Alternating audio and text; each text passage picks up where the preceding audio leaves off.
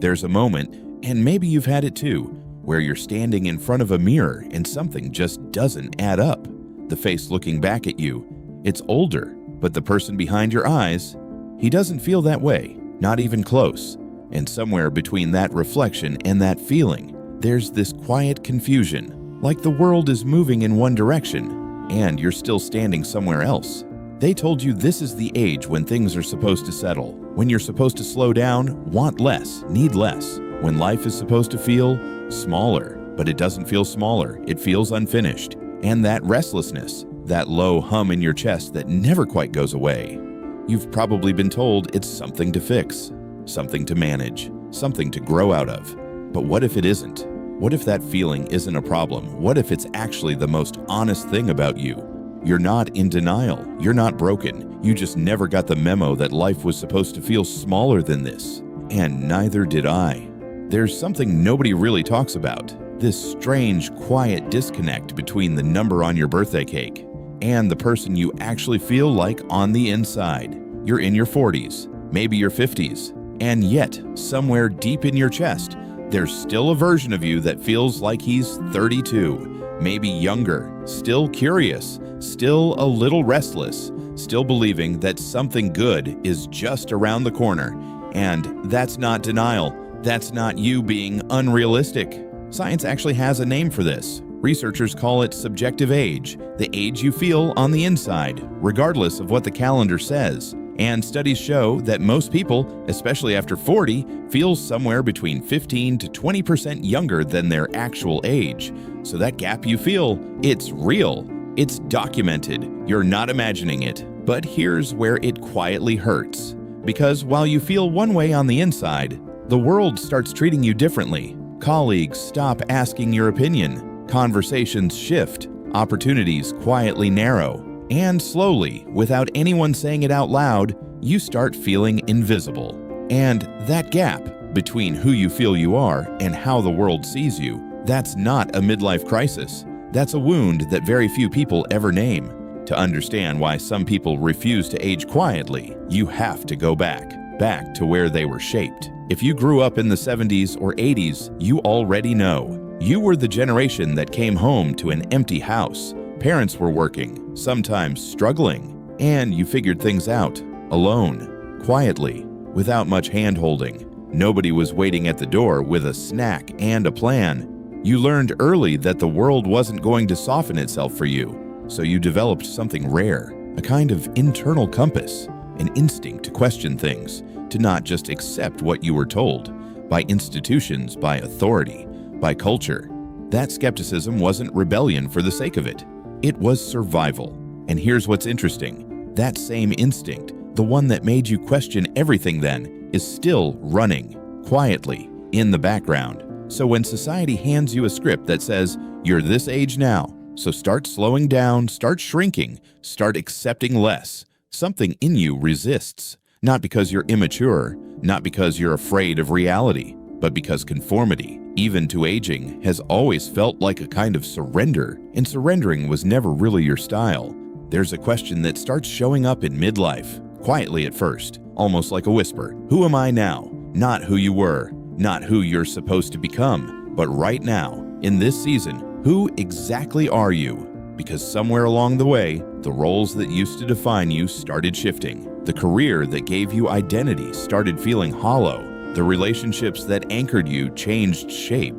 The version of yourself you worked so hard to build started feeling like it belonged to someone younger, and that is deeply disorienting. Psychologists talk about this. Erik Erikson, one of the most important voices in human development, described midlife as a battleground between two forces: generativity on one side, stagnation on the other, the need to keep growing, keep contributing, keep mattering, fighting against the fear of becoming irrelevant. And when the world starts treating you as invisible, when you feel yourself fading from rooms you used to fill, the pushback isn't ego, it's grief. Grief for the version of yourself that felt seen, that felt needed, that felt like he still had something left to give.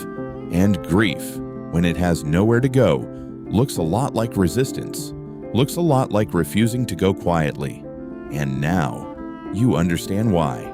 Can I ask you something personal? Do you remember who you were before life got heavy? Before the responsibilities stacked up? Before the disappointments quietly accumulated? Before you learned the hard way that not every dream survives contact with reality? There was a version of you that used to stay up too late, not because you had to, but because the night felt alive with possibility. You had plans, ideas, a feeling in your chest that something big was coming, something meant for you specifically. You believed that, completely, without apology. And somewhere along the road, between the bills and the compromises and the years that moved faster than you expected, that version of you got quieter. He didn't disappear. She didn't leave entirely. But life got louder, and that voice, that younger, wilder, more hopeful voice, got harder to hear. And sometimes, in the quiet moments, early morning, late at night, when nobody's watching and nothing needs to be done, you feel him, you feel her.